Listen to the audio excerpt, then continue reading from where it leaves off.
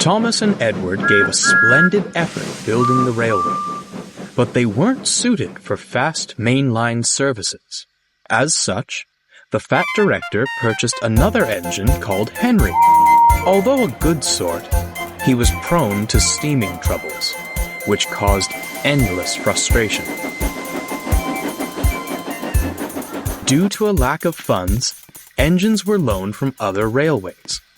One of these, known only as 87546, fancied himself the savior of the line, and never failed to make it known. "Fret no longer," he declared, dragging Henry and his train into the big station, "for I have restored order to our timetable once more." "Does he ever tire of all that hot air in his boiler?" Thomas remarked to Edward. "I say, you, little one," the big engine beckoned to Thomas. "Be a good lackey, take my coaches and the indisposed away. I must rest my aching wheels."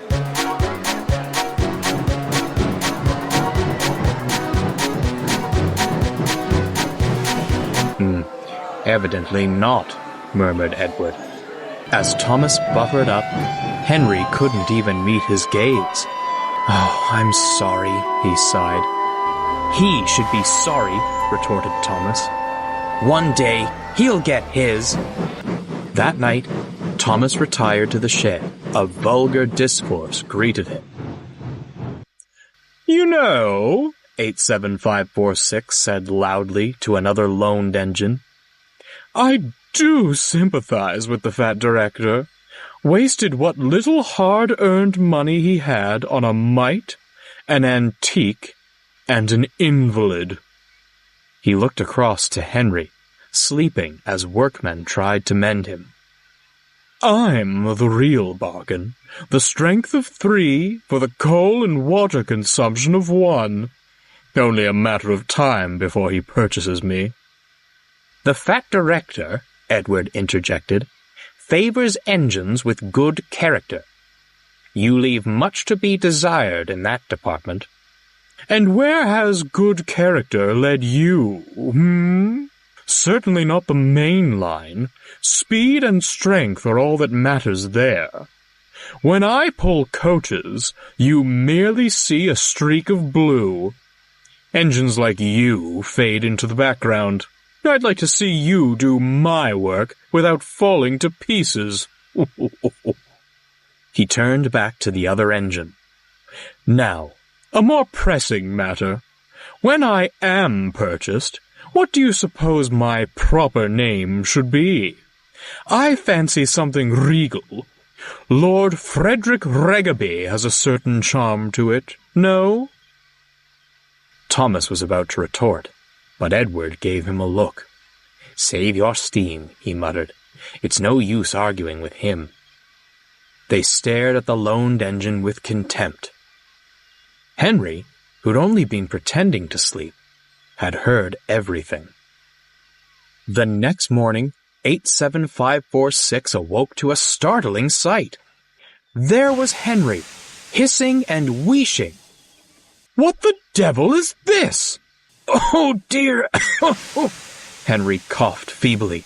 "Thought the men had made me better." "Well, get better and out of my way this instant. My admiring passengers are waiting. I demand extrication at once." But the other engines had all left for work. "Worse and worse," the Fat Director scowled as he paced the platform. "The passengers cannot be kept waiting. I'm sorry, Edward. As the others have gone, you'll have to take the coaches." Edward gulped, staring at the long train. Begging your pardon, sir, but this is a bit beyond my capabilities." "Not if I helped you," bubbled Thomas, shuffling alongside. "2 engines are better than 1, sir. Besides, the others can manage their own shunting for a while."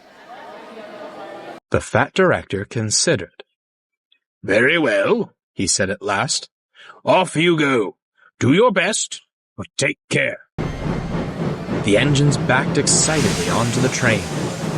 The passengers marveled at the strange combination, but were thankful to have any train at all.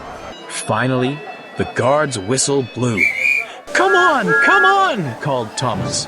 Steady now, advised Edward. Soon they were on the main line and having a wonderful time.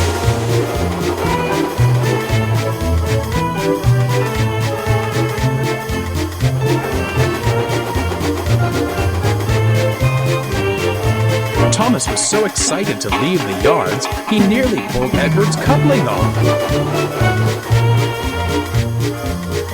Edward chuckled. He was glad to stretch his wheels again. The two engines worked so well, the coaches felt light as air. Other engines were shocked as they raced past, whistling with glee.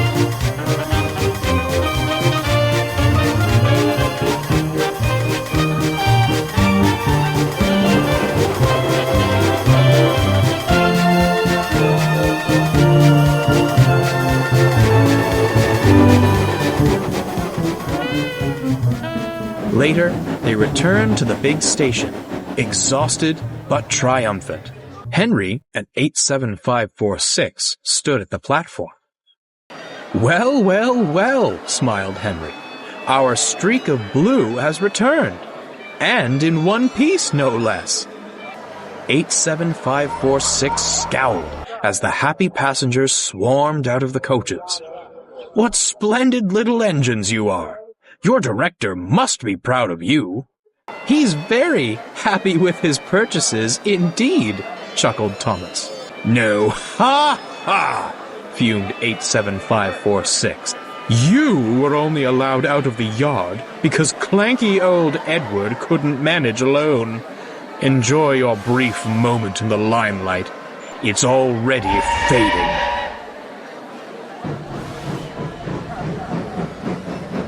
If I didn't know any better, smirked Thomas, I'd say he didn't like shunting his own train. He chortled off to the water column. But Edward stayed behind. Are you all right, Henry? What on earth happened this morning? Oh, the usual steaming troubles. You know how it is. Miraculously, the problem seemed to vanish after you'd gone. You didn't, Edward gasped. Now, Edward, Henry grinned, do you really think I'd do such a thing? And without another word, Henry steamed away.